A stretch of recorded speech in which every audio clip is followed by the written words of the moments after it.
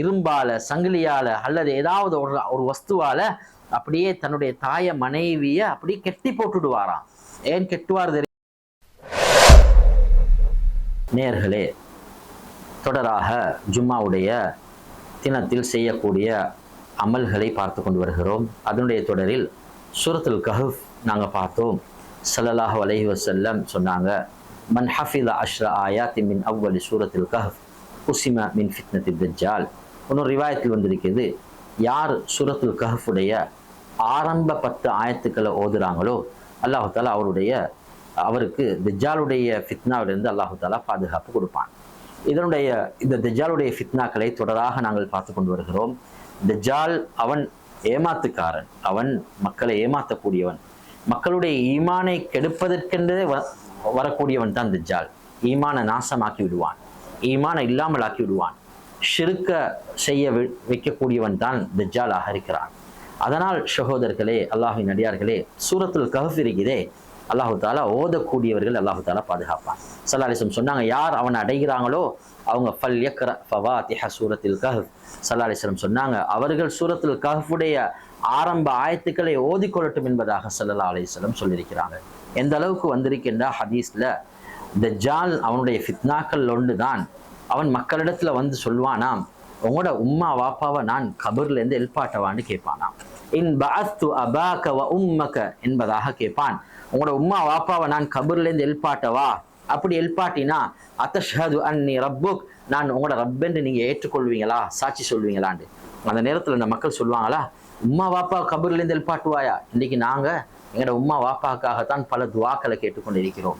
குர்ஆன்களை ஓதி தமாம் செஞ்சு என்ற தாய்க்கும் தந்தைக்கும் யாரா இதை கொடுத்துட்டு என்று துவா கேட்கக்கூடிய அந்த உம்மா வாப்பாவை உனக்கு எழுப்பாட்ட முடியுமா என்று மக்கள் கேட்பாங்களாம். அந்த நேரத்துல தான் அவன் சொல்வான், நம்மளோட உம்மா வாப்பாவை நான் எழுப்பாட்டினா நீங்க என்னை ரப்பாக ஏற்றுக்கொள்ளணும்.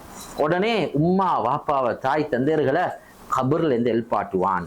அந்த நேரத்துல அந்த உம்மா வாப்பா சொல்லக்கூடிய வார்த்தையும் அதுவும் ஒரு ஃபித்னாக்குரிய வார்த்தையாக இருக்கும். அந்த உம்மா வாப்பா என்ன தெரியுமா சொல்லுவாங்களா, யா புனைய, எனது அருமை மகனே, இத்தபிஉஹு, இதோ தஜ்ஜாலை பின்பற்று, ஃபஇன்னஹு ரப்புக், அவன் உனது ரப்பாக இருக்கிறான் என்று சொல்லி உம்மா வாப்பா சொல்றத ஸல்லல்லாஹு அலைஹி வஸல்லம் மிச்சம் தெளிவாக சொன்னாங்க. உடனே இவன் என்ன செய்வானாம், அவன் அந்த தஜ்ஜாலை ஈமான் கொள்ள ஆரம்பிப்பான். ஏன்னா உம்மா வாப்பா சொன்னதுக்கு போற என்ன இருக்குது என்று சொல்லி ஈமான் கொள்ள ஆரம்பிப்பான். ஆனால் நல்லா விளங்கிக்கோங்க, ஸல்லல்லாஹு அலைஹி வஸல்லம் சொன்னாங்க, அது உங்களோட உம்மா வாப்பா இல்ல, அவன் எழுப்பாட்டினது உங்களோட உம்மா வாப்பா இல்ல. ஃபயதமஸ்ஸலு லஹு ஷைத்தானான் ஃபீ சூரத்தி அபீஹி வ அபீஹி ஃபீ சூரத்தி உம்மிஹி வ அபீஹி. ஸல்லல்லாஹு அலைஹி வஸல்லம் தெளிவாக சொன்னாங்க, எலும்பினது உங்களோட உம்மா வாப்பா இல்ல, 2 ஷைத்தான்கள் தான் உங்களோட உம்மா வாப்பட தோட்டத்தில் எலும்பினது, நீங்க ஏமாந்துடவானம் என்பதாக ஸல்லல்லாஹு அலைஹி வஸல்லம் பல தடவைகள் சொல்லியிருக்கிறாங்க. இந்த அளவுக்கு அவனுடைய ஃபித்னாவாக இருக்கும். எங்களோட மனைவிமார்களுக்கு நாங்கள் இந்த சூரத்துல் கஹஃப் ஓதுறதுக்கு சொல்லணும், எங்களோட வீடுகளில் எங்களோட பிள்ளைகளுக்கு சொல்லணும். இன்றைக்கு ஸல்லல்லாஹு அலைஹி வஸல்லம் ஹதீஸ்ல மிச்சம் தெளிவாக சொன்னாங்க, ஃபயகூனு அக்ஸரு மை யஹ்ருஜு இலைஹி அன்னிஸா.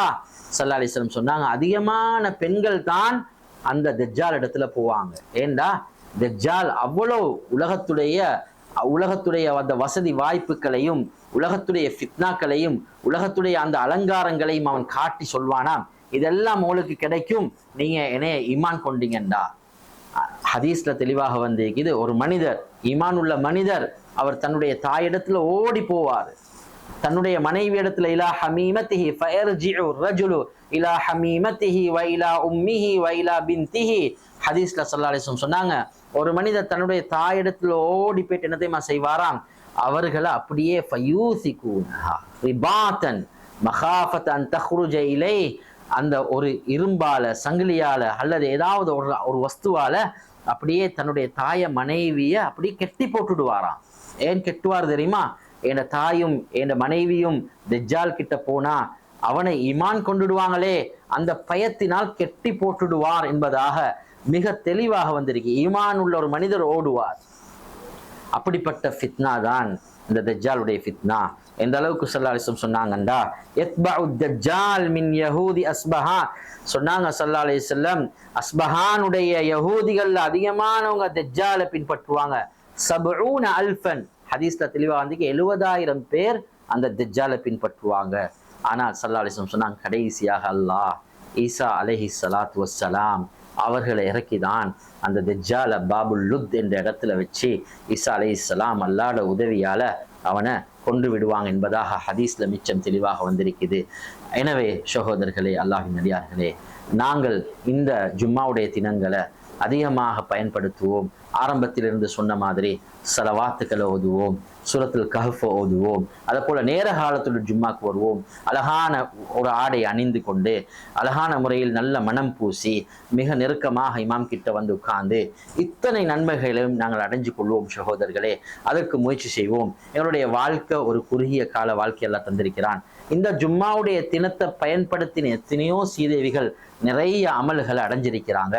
அதனால சகோதரர்களே, அல்லாஹ்வின் அடியார்களே, இந்த அமால்களை கடைபிடிப்போம், இந்த அமால்களை வாழ்க்கையில் கொண்டு வருவோம்.